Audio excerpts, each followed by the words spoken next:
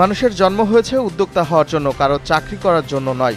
PKSF ভবন ২ এর উদ্বোধনী অনুষ্ঠানে একথা বলেন প্রধান উপদেষ্টা ড. মোহাম্মদ ইউনূস।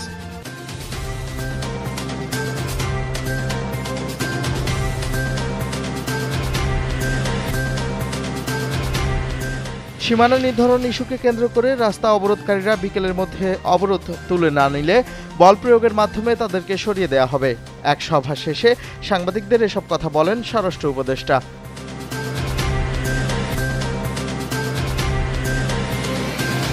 লন্ডনে তথ্য ও সম্প্রচার উপদেষ্টা মাহফুজ আলমের উপর হামলার চেষ্টার ঘটনায় নিন্দা জানিয়েছে অন্তর্বর্তী সরকার। সরকারের পক্ষ থেকে দেয়া এক বিবৃতিতে এই নিন্দা জানানো হয়।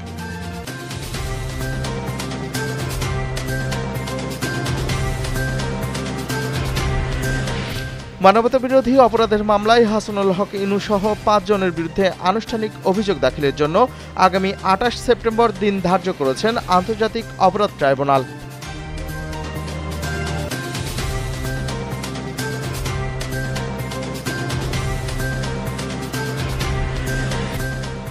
সম্প্রতি কাতারে চালানো হামলায় সৌদি আরবের উপর দিয়ে দোহায় মিসাইল নিক্ষেপ করেছিল ইসরায়েল। এক প্রতিবেদনে এই তথ্য জানিয়েছে ইসরায়েলি সংবাদ মাধ্যম জেরুজালেম পোস্ট।